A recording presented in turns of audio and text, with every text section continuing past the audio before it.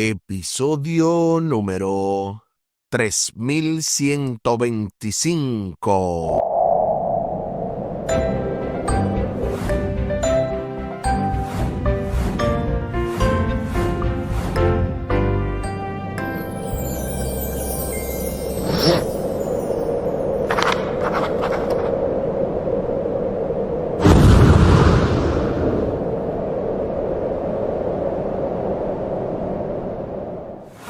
Saludos y bendiciones. Esto es Estudio Sistemático de la Biblia. Por la gracia de Dios y solo por la gracia de Dios estamos alcanzando ya este jueves 22 de mayo. Enseña a los transgresores tu camino. Avanzando en el marco de esta lección número 8 en los Salmos, primera parte, con el texto a memorizar de Apocalipsis capítulo 14 y el versículo 1. Entonces miré y vi al Cordero de pie sobre el monte Sión, y con él 144,000 que tenían el nombre del Cordero y el nombre de su Padre escrito en sus frentes. Apocalipsis capítulo 14 y el versículo 1. Durante esta semana hemos abordado diversas partes de esta lección. El pasado sábado domingo estuvimos viendo nuestro sumo sacerdote. Luego, en la parte del lunes, en el monte Sión. Luego también en la parte del martes, la ley en nuestros corazones. Y ayer miércoles estuvimos viendo Salmo capítulo 5. De modo que ya estamos listos para continuar con la lección para hoy. Enseña a los transgresores tu camino. También hoy recibiremos el tercer comentario de el pastor y doctor Franklin Martí, quien va a estar sumamente poderoso, como siempre, sumamente interesante para complementar estos estudios que hacemos cada día. Al final del programa estaremos compartiendo la vía de contacto de este ministerio, Audios de Bendición, con Omar Medina. Les invito para que hablemos con nuestro Dios en oración. Buen Dios y eterno Padre, gracias te damos por la oportunidad de estudiar tu palabra. Bendícenos, dirígenos, ayúdanos, oh Dios, para entender tu palabra y ponerla en práctica para honra y gloria de tu nombre y para el avance de tu obra en esta tierra. Favores que te pedimos y te agradecemos junto con el perdón de nuestros pecados, en el nombre de Jesús. Amén. Amén. Enseña a los transgresores tu camino. Después de que el Señor apareció a Isaías en la escena de la sala del trono de Isaías capítulo 6, versículos 1 al 8, y después que se le dijo que su culpa había sido quitada y su pecado perdonado, respondió al llamado de Dios diciendo: Aquí estoy, envíame a mí. O heme aquí, envíame a mí, como también se conoce. Cuando supo que había sido limpiado por Dios, y a pesar de conocer sus faltas, estuvo dispuesto a trabajar para el Señor. Y es así como ocurre también hoy en día. Una vez Dios te limpia, una vez Dios te rescata del hoyo, de inmediato tienes un fuerte deseo y una inclinación para compartir ese evangelio. Si no ocurre así, entonces hay problemas, porque cada verdadero discípulo nace como misionero. ¿No ocurre lo mismo entonces con nosotros? ¿Cómo podemos proclamar la salvación a otros si nosotros mismos no la hemos experimentado? Es que nadie puede dar lo que no tiene. Cada uno de nosotros tiene una experiencia de salvación diferente, y eso tiene que testificarlo. La salvación puede ser nuestra por la fe en Jesús y por lo que Él ha hecho por nosotros. No se trata de un asunto de nosotros, sino de Él. A continuación se nos invita a leer el Salmo capítulo 51, los versículos del 7 al 15, para responder a la pregunta: ¿qué promete hacer David después de haber sido perdonado y limpiado de su pecado?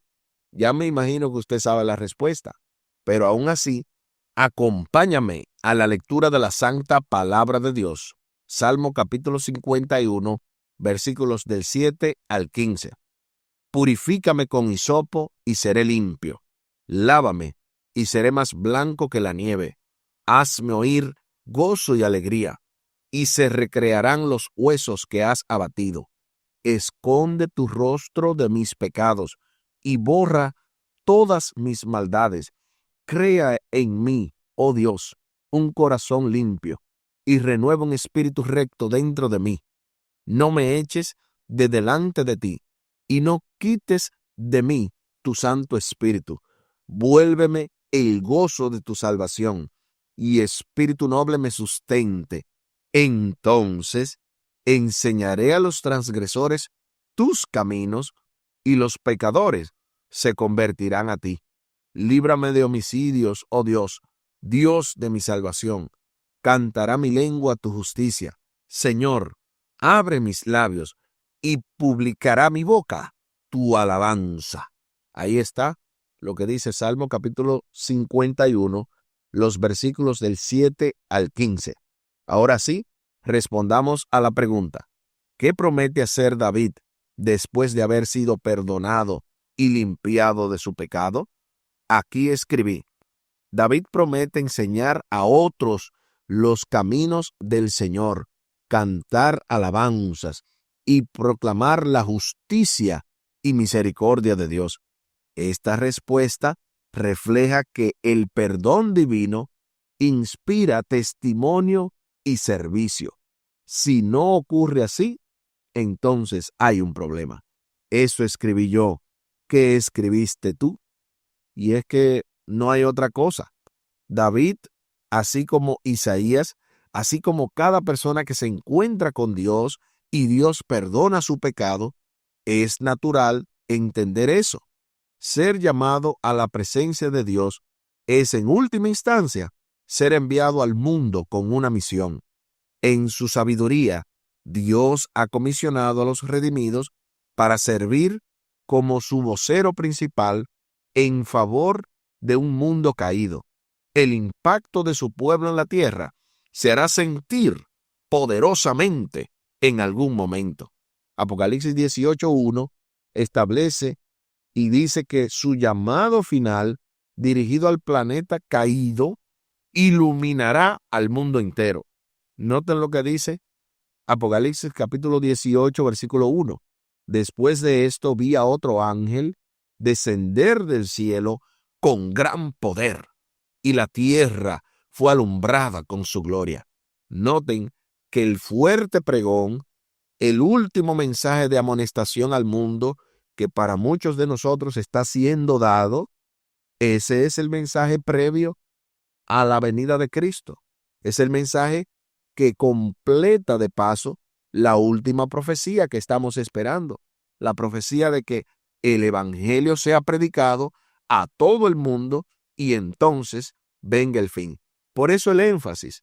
A veces uno ve iglesias que dicen, pero ¿cuántas campañas vamos a tener? No importa las campañas que haya que tener, necesitamos predicar el evangelio, porque es la profecía que conecta la segunda venida. Yo creo que estamos más que preparados para escuchar el poderoso comentario teológico del doctor y pastor Franklin Martí, quien nos va a hablar precisamente de el Evangelio eterno. Bienvenido, pastor y profesor.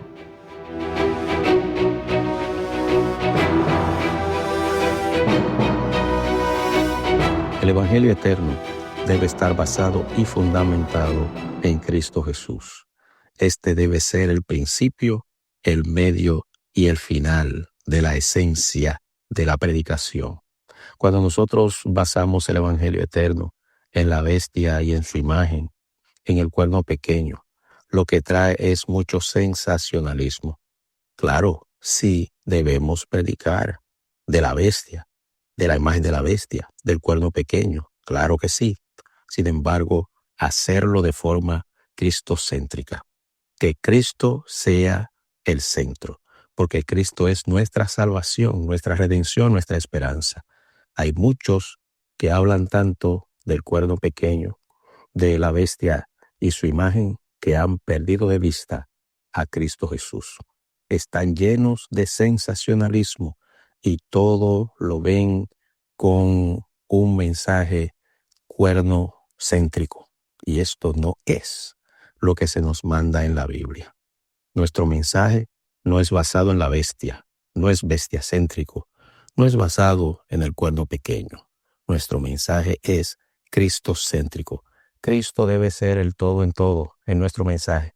Que cuando nosotros prediquemos, no importa de lo que prediquemos, puede ser, sí, de la bestia, del cuerno pequeño, de su imagen, del falso profeta, que la gente pueda ver el amor de Cristo Jesús, que sean tocados con la verdad de la salvación en Cristo Jesús.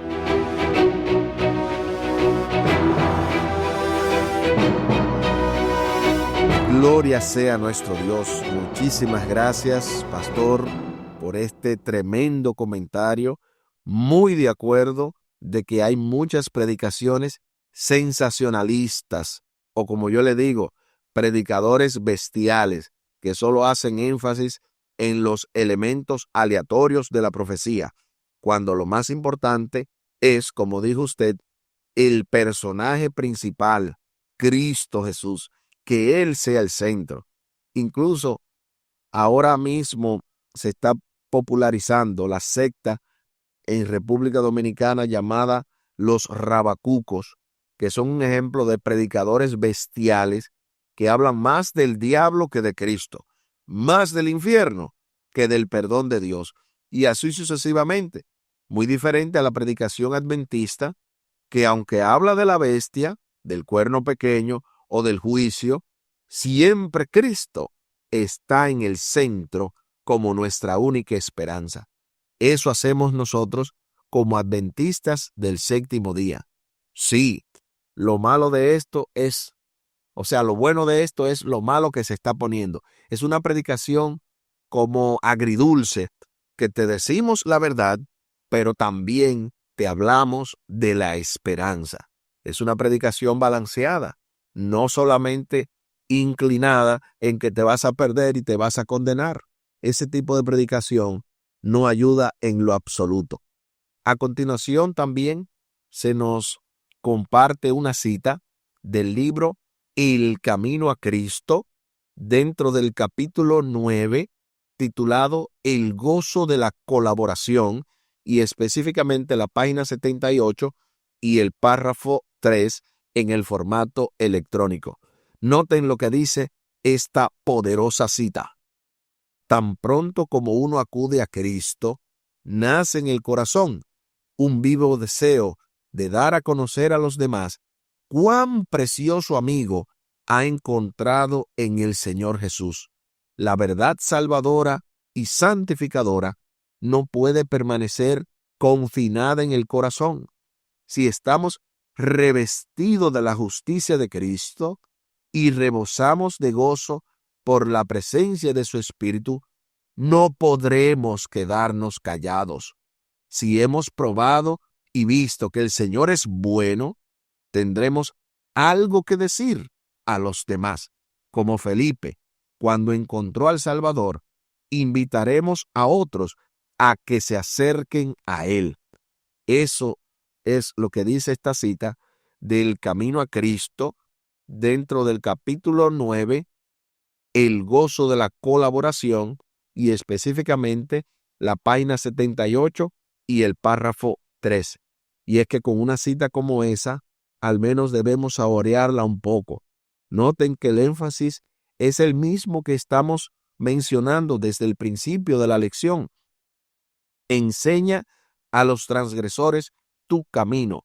Es una acción automática, porque tan pronto como acude a Cristo, como una persona se encuentra a Jesús, de inmediato nace en el corazón el vivo deseo de decir que Cristo es el mejor amigo.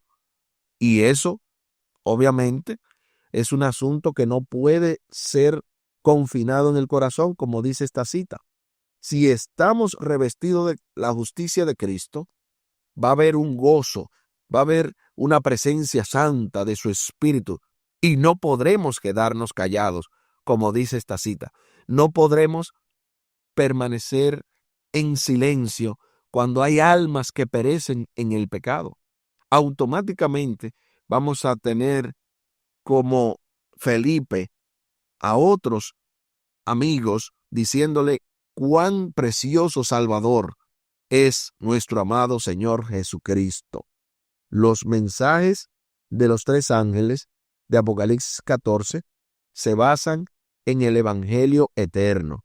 Esto significa que aún antes de la exhortación a adorar a aquel que hizo el cielo, la tierra, el mar y las fuentes de las aguas, tal y como lo establece Apocalipsis capítulo 14, versículo 7, el anuncio de la caída de Babilonia en Apocalipsis 14:8 y la advertencia contra la adoración a la bestia y a su imagen en Apocalipsis 14:9, se proclama el fundamento del Evangelio. O sea, antes de todo eso, antes de hablar de la verdad del sábado, antes de hablar de que Dios nos está invitando a salir de Babilonia, a salir de donde está la confusión y venir a la verdad, antes de usted y yo predicar de la falsa adoración de la bestia y a su imagen, usted y yo necesitamos predicar el Evangelio eterno, la salvación en Jesús.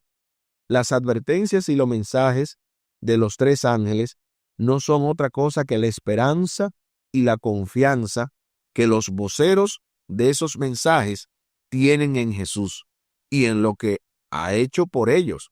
Fuera del Evangelio eterno, realmente no tenemos nada de valor que decir al mundo. O sea, todo lo otro es accesorio. Es un elemento que se evalúa, pero lo más importante es la salvación en Cristo, el Evangelio eterno. No hay nada más importante que Cristo y lo que Él hizo por nosotros y lo que sigue haciendo de paso. Se hace entonces la pregunta final. Medita en el hecho de que incluso antes del inicio de la proclamación de los mensajes de los tres ángeles, se nos señala el Evangelio eterno. ¿Qué nos dice esto acerca de cuán fundamental es esta verdad para todo lo que creemos? Aquí escribí. Esto enfatiza que el Evangelio eterno es el fundamento de nuestra fe y mensaje. Antes de cualquier advertencia profética, nuestra proclamación debe centrarse en la salvación ofrecida gratuitamente en Cristo Jesús. Aquí el tiempo se acabó.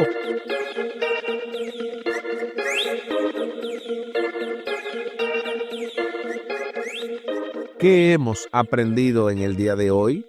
Hemos aprendido que enseña a los transgresores tus caminos o tu camino es algo básico y elemental que ocurre tan pronto una persona acepta a Cristo. Cada verdadero discípulo, repetimos, nace como misionero. Mucha gente no cree esto. Mucha gente dice, no, porque yo no tengo ese don, no, porque hay otros que lo hacen mejor. Es que nadie puede ser en ese sentido como un profeta que se automutila. No, no, no. Cada uno tiene algo que decir. Cada uno tiene algo que aportar en la causa de Dios. De hecho, no hay nadie mejor para decir lo que Dios ha hecho en su vida que uno mismo. O sea, el testimonio de vida que tú tienes no es mejor expuesto por mí, que soy predicador. El testimonio de vida que yo tengo, no hay predicador que lo pueda dar mejor que yo mismo, porque yo mismo soy el que estoy viviendo esto. Entonces, cada uno de nosotros tiene la oportunidad de enseñar a los transgresores el camino del Señor. Les invito para que hablemos con nuestro Dios en oración. Buen Dios y eterno Padre, gracias te damos por la oportunidad de estudiar tu palabra.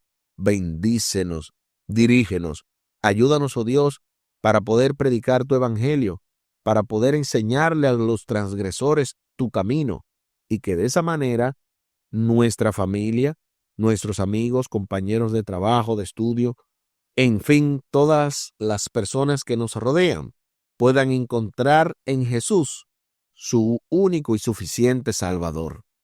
Te pedimos todo esto y te lo agradecemos por los méritos sagrados de Cristo Jesús. Amén. Amén. Espere con la ayuda de nuestro Dios el cierre con broche de oro de esta impactante, poderosa y súper especial lección número 8 en los Salmos, primera parte, con el texto a memorizar de Apocalipsis capítulo 14, versículo 1. Entonces miré y vi al Cordero de pie sobre el monte Sión, y con él 144,000 que tenían el nombre del Cordero y el nombre de su Padre escrito en sus frentes. Apocalipsis capítulo 14 y el versículo 1.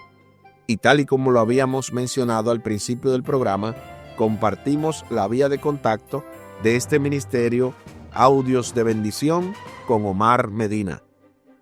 Sería vía WhatsApp el 484-838-8989, 484-838-8989, y también se pueden comunicar con su servidor, también vía WhatsApp, al 484-599-2831, 484-599-2831. Muchísimas gracias por la fina gentileza de la atención dispensada. Estuvo con ustedes Tomás Polanco. Un día más para la esperanza, un día menos para el dolor. Que Dios les bendiga. Ánimo contra el miedo. Hay amor y paz en Cristo Jesús.